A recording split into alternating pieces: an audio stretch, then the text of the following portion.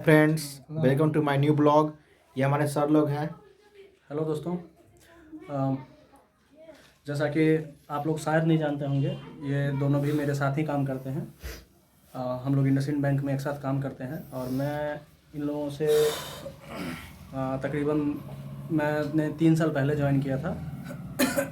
तो अभी बस ऐसे ही हम लोग बैठे हुए थे और ये लोग मतलब अपने मेरे ज़िंदगी के बारे में, मेरे पर्सनल लाइफ के बारे में, और मैंने कैसे कहाँ से पढ़ाई कहाँ से की और मैं यहाँ पे कैसे जॉब करने आया, ये सब चीज़ें ये लोग पूछ रहे थे। तो मैंने सोचा चलो एक ब्लॉग के माध्यम से आप लोगों को भी पता चलना चाहिए कि अगर आप लोगों में से भी कोई इस बैंक में आना चाहते हैं काम करने, तो आप लोग भी आ सकते हैं। तो भाई जो भी क्वेश्चन हो तुम लोग पूछ सकते हो। जैसे सर आप जो इसमें ज्वाइनिंग किए तो आपका क्या प्रोसेस रहा सर उस टाइम में? देखो, प्रोसेस अगर मैं ऑनेस्टली मैं बताऊं तो मैं इस बैंक में वर्क करने नहीं आने वाला था। बट वो होता है ना कि लाइफ में मतलब कब कैसे लाइफ कहाँ पे टर्न लेता है उसका कुछ पता नहीं चलता। मैं स्पेशली मैंने आईकॉम करने के बाद मैं दिल्ली जाके मैं सीएस की तैयारी कर रहा था और फिर सीएस की तैयारी मेरी लगभग पूरी हो गई थी। लेकिन बीच में कुछ फैमिली प्रॉब्लम्स के कारण मुझे वहाँ से वो सीएस की तैयारी छोड़नी पड़ी और मैं फिर गांव अपने बिहार आ गया। बट फिर फैमिली प्रॉब्लम को लेके ये था कि अब पैसे भी अर्न करने होते हैं यार, लाइफ ऐसे थोड़ी ना चलती है बिना पैसों के। तो ज़िंदगी में तो पैसा सबसे बड़ी चीज़ है। तो मैंने सोचा यार टाइम पास करने से, इधर उधर घूमने से फालतू, तो मेरा एक कोई दोस्त था, उसने वो भी ऐसे इसी में वर्क कर रहा था, तो उसने बताया मुझे रिकमेंड किया कि तुम भी आके कर सकते हो वर्क।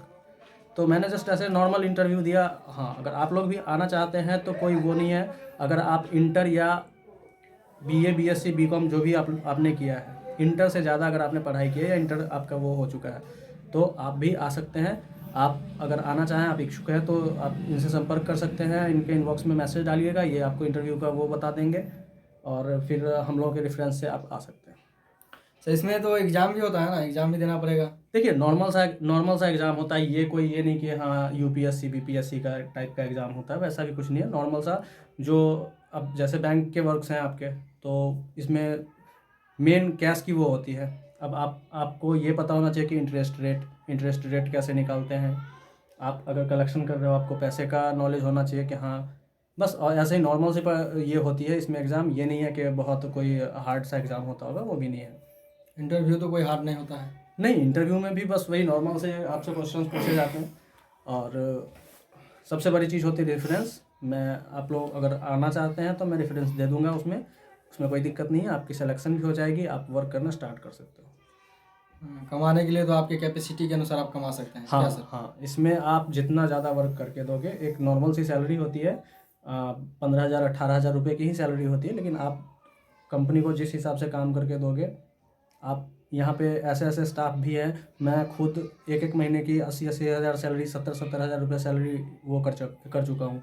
तो आप जैसे काम करोगे, जितना ज़्यादा काम करोगे, जितनी ईमानदारी से काम करोगे, आप उतना पैसा कमा सकते हो। सर ये बात तो हो गई, अब कुछ ज़िंदगी के बारे में बताइए कुछ। भाई देखो, ज़िंदगी दिखने में जैसे ही आसान लगती है ना सबकी, वैसी ज़िंदगी सर होती आप एक चीज़ आपसे हम पूछना चाहेंगे कि आप तो सर इतने दिनों से काम किए हैं, मतलब सब्जी किए हैं, तो सर आप शादी कब कर रहे हैं सर? इसके बारे में हमको थोड़ा बताइए। शादी का भाई मैं झूठ नहीं बोलूँगा, मेरी एक गर्लफ्रेंड है और शादी हो सकता है मैं उससे करूँ, बट अभी कुछ फाइनल नहीं है। तो मैं देखते हैं नेक्स्ट ईयर तक क्या होता है। शादी में सर आप दहेज कितना लेंगे? नहीं, मैं इन सब चीज़ों के खिलाफ हूँ भाई। दहेज नहीं चाहिए मुझे। हाँ, लड़की अच्छी होनी चाहिए, पढ़ी लिखी होनी चाहिए, ऐसी लड़की होनी चाहिए तो ये होगा ना सर कि मान लीजिए आपके पापा बोलेंगे कि मेरा बेटा बैंक में जॉब कर रहा है, तो उस हिसाब से मेरे पापा की भी वैसी कोई सोच नहीं है। उनकी भी यही डिमांड है कि लड़की अच्छी होनी चाहिए, पढ़ी लिखी होनी चाहिए, जो सबका रिस्पेक्ट करे, घर संभाले अच्छे से। तो और कुछ नहीं उसमें। कमाने के लिए तो आप वैसे 50-60 हज़ार कमाइए। हाँ, पैसे की कोई कमी नहीं है। ठीक है सर, थैंक यू सर। बस ठीक है भाई लोग, फिर मिलेंगे मिलेंगे अगला ब्लॉग में, मिलते हैं आप लोगों से। इतना के लिए शुक्रिया, धन्यवाद।